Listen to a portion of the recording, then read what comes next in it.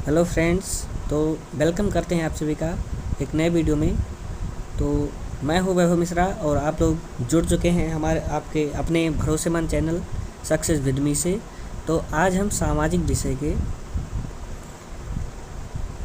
विषय के 2024 यानी प्रीवियस ईयर के पेपर को 825 IX को हम लोग सॉल्व करेंगे और देखेंगे कि इस पार्ट में केवल 20 प्रश्न, आप सभी के 20 प्रश्न OMR वाले इसमें सॉल्व किया जाएगा।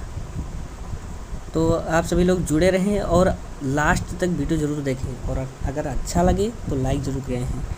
अब आते हैं अपने वीडियो के ऊपर, जो कि आज का वीडियो है। केवल 20 OMR इसमें सॉल्व कराएंगे, प्रीवियस ईयर 2024 का पेपर जो था उसका। तो इसमें पहला प्रश्न आपका क्या रहेगा कि निम्नलिखित में से कौन सा आंदोलन महात्मा गांधी ने नहीं चलाया। तो ऑप्शन ए में है असहयोग आंदोलन, बी में है सविनय अवज्ञा आंदोलन, सी है चंपारण आंदोलन और डी है खिलाफत आंदोलन। तो आप सभी लोग जानते हैं कि असहयोग आंदोलन जो कि 100 में 120% है कि गांधी जी ने ही चलाया था। सविनय अवज्ञा आंदोलन भी गांधी जी ने ही चलाया था। और रही बात सी और डी में, तो चंपारण आंदोलन भी गांधी जी ने ही चलाया था। तो इसका सही आंसर यानी जो महात्मा गांधी जी ने नहीं चलाया वो ऑप्शन डी खिलाफत आंदोलन सही हो जाएगा। तो बढ़ते हैं अपने अगले प्रश्न की ओर। तो अगले प्रश्न में क्या दिया गया है कि अगले प्रश्न में है कि 1789 में फ्रांस में राष्ट्रवाद की प्रथम अभिव्यक्ति क्या परिणाम हुआ। तो ए ऑप्शन में दिया गया है फ्रांस की क्रांति, बी ऑप्शन में नेपोलियन का उदय, सी ऑप्शन में जर्मनी का एकीकरण और डी ऑप्शन में निरंकुश राजतंत्र का प्रारंभ हुआ। तो इसका सही आंसर फ्रांस की क्रांति हुई। तो इसका ए ऑप्शन बिल्कुल करेक्ट हो जाएगा। तो ऐसे ही आप लोग इस पर इन दोनों प्रश्न को अगर आप सही करते हैं तो आपको एक नंबर मिल जाएगा। तो एक नंबर से ही हमारी अच्छी रैंक आती है, अच्छे नंबर बनते हैं। तो अगर आप 20 में 20 प्रश्न इसे सही कर दें और 30 नंबर प्रैक्टिकल, तो आपका 50 नंबर 100 में 100% हो जाएगा। तो आप अच्छे मार्क्स अचीव कर पाएंगे। तो अगला प्रश्न की ओर हम लोग बढ़ेंगे बिना देरी किए। तीसरा प्रश्न है, गुलामगिरी के लेखक कौन थे? अब तो नहीं है। तो गुलामगिरी के लेखक कौन थे? ए ऑप्शन में दिया है कि EV रामास्वामी, बी ऑप्शन में है ज्योतिबा फूले, सी ऑप्शन में है भीमराव रामजी अम्बेडकर और डी ऑप्शन में क्या है गंगाधर तिलक। तो तीसरा प्रश्न है, इसका ऑप्शन नंबर सी सही हो जाएगा, भीमराव रामजी अम्बेडकर। अगर कभी भी पूछ ले कि भीमराव अम्बेडकर जी की रचना है तो रचना गुलामगिरी है और आप लोग यही ऑप्शन में लगा देंगे और यहाँ का ऑप्शन सी यहाँ पे लगा दिया जाएगा। कभी कभी क्वेश्चन रिपीट भी होते हैं तो ऐसे प्रश्न आ सकते हैं। चौथा प्रश्न क्या है कि 1929 की महानदी का प्रमुख कारण क्या था। तो ए में लगा दिया गया है कृषि क्षेत्र में अति उत्पाद, बी ऑप्शन में लगा दिया गया है कृषि क्षेत्र में न्यून उत्पाद और सी में बेरोजगारी और डी में प्रमुख बैंकों का, ये थोड़ा अलग लिखा लग गया है। तो प्रमुख बैंकों का ये नहीं समझ में आ रहा है, धनाशयी होना लग रहा है। तो इसका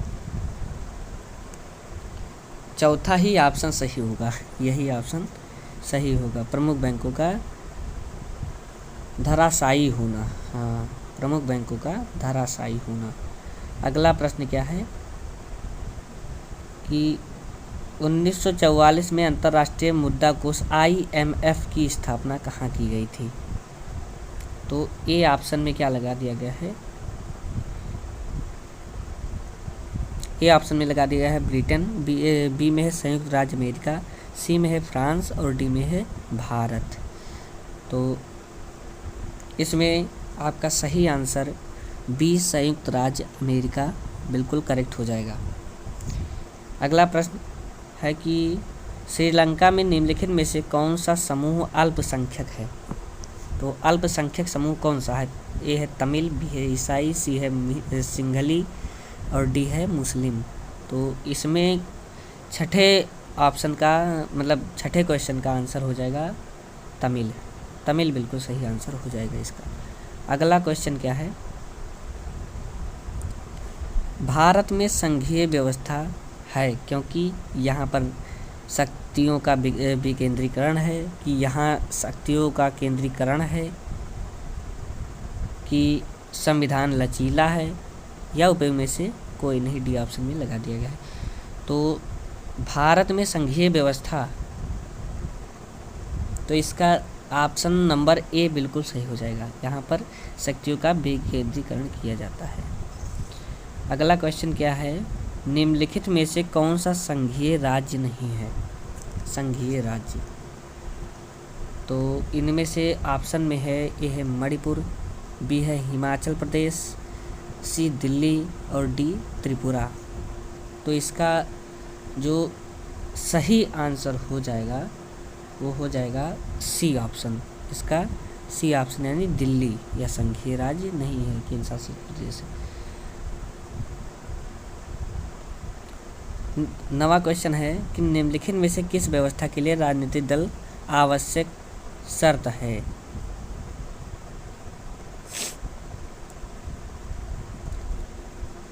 तो ए ऑप्शन में लगा दिया गया है राजतंत्र, ए में है राजतंत्र, बी में है लोकतंत्र, सी में है तानाशाही और डी में है मनुवाद।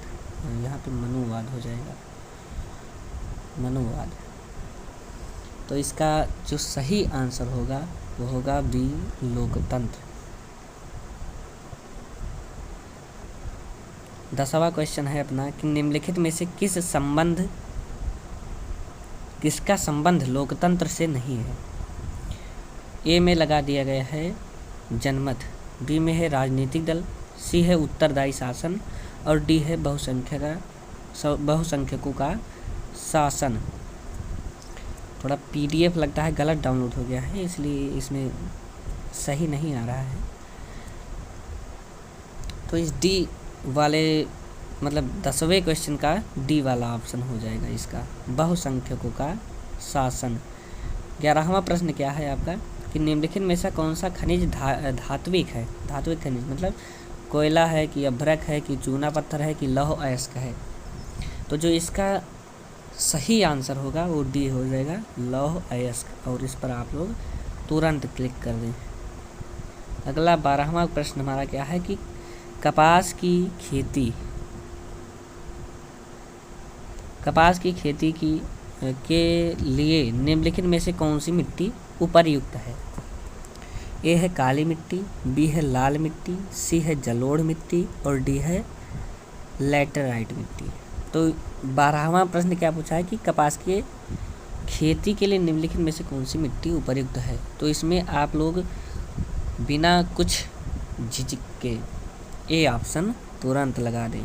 कपास के लिए काली मिट्टी बहुत अच्छी होती है और उसमें पैदावार भी कपास की अच्छी होती है। 13वां प्रश्न है निम्नलिखित में से कौन से उद्योग में कच्चे माल के रूप में बॉक्साइट का प्रयोग किया जाता है? तो इसके ऑप्शन में है ए सीमेंट, बी है एल्यूमिनियम, सी है लोहा और इस्पात और आपका डी ऑप्शन जो लगा है वो कागज़ है। तो इसका जो इसका सही आंसर होगा वो हो जाएगा बी एल्यूमिनियम। उसके बाद 14वां प्रश्न देख लें कि 14 प्रश्न क्या कह रहा है कि निम्नलिखित में से किसको सेवा क्षेत्रक भी कहते हैं? अगर वीडियो स्लो लग रहा हो आप लोग तो 2x में कर सकते हैं। ए ऑप्शन लगा दिया गया है प्राथमिक क्षेत्र, बी ऑप्शन में है द्वितीयक क्षेत्र और सी ऑप्शन में है तृतीयक क्षेत्र, डी ऑप्शन में है चतुर्थक क्षेत्रक। तो जो इसका सही आंसर हो जाएगा वो सी ऑप्शन तृतीयक क्षेत्र बिल्कुल करेक्ट हो जाएगा, जो 14वें ऑप्शन के लिए है। 15वां क्वेश्चन क्या है कि सार्वजनिक क्षेत्रक तथा निजी क्षेत्र के विभाजन का आधार क्या है। आधार है मतलब पूछा गया है, जिसमें ए ऑप्शन में है आपके रोजगार की शर्तें, बी है आर्थिक गतिविधियों की प्रकृति, सी ऑप्शन है उद्यमों का स्वामित्व, डी ऑप्शन में है उद्यमों में नियोजित श्रमिकों की संख्या। तो सार्वजनिक क्षेत्र तथा निजी क्षेत्र के विभाजन का आधार पूछा गया है। तो 15वें क्वेश्चन का आप लोग सी ऑप्शन बिल्कुल सही और करेक्ट लगा दें, यही सही हो जाएगा। अगला क्वेश्चन है कि एजेंडा 21 का संबंध किससे है। एजेंडा 21 16वें प्रश्न में है, एजेंडा 21 का संबंध किससे है। ए ऑप्शन में है ओजोन क्षरण, अवक्षय से, जलवायु परिवर्तन से, कि वैश्विक तापन से, कि सतत पोषणीय संघारणीय विकास से। सतत पोषणीय विकास से कि संघारणीय विकास से। तो इसका जो भी तक मैं कह रहा था कि सतत पोषणीय विकास से, इसी से था कि ये पीढ़ी छोड़ दो, अगली पीढ़ी हम ऐसे उपयोग करें किसी चीज़ का कि वो अगली पीढ़ी को भी मिल सके। जैसे हमारे पास कुछ पैसे हैं तो उसका ऐसा उपयोग करें कि हमारे बच्चे भी उसमें खुश रहें, हम भी खुश रहें और आने वाली पीढ़ी भी आगे चल के खुश हो। उपभोक्ता सुरक्षा अधिनियम कब बनाया गया था, 17वां प्रश्न है। ए ऑप्शन में है 1980, बी ऑप्शन में है 1990, सी ऑप्शन में है 1986 और डी ऑप्शन में है 2001।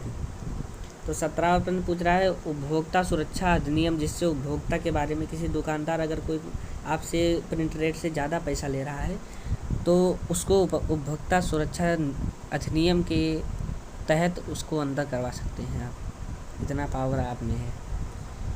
तो 17वें का सी ऑप्शन बिल्कुल करेक्ट हो जाएगा कि 1986 में उपभोक्ता सुरक्षा नियम बनाया गया। अगला क्वेश्चन है बांग्लादेश के ग्रामीण बैंक की शुरुआत कब हुई थी। ए ऑप्शन में है 1960, बी ऑप्शन में है 1980, सी ऑप्शन में है 1970 और डी ऑप्शन में है 1990। तो जो इसका सही आंसर हो जाएगा वो सी 1970 हो जाएगा। 19वां क्वेश्चन क्या है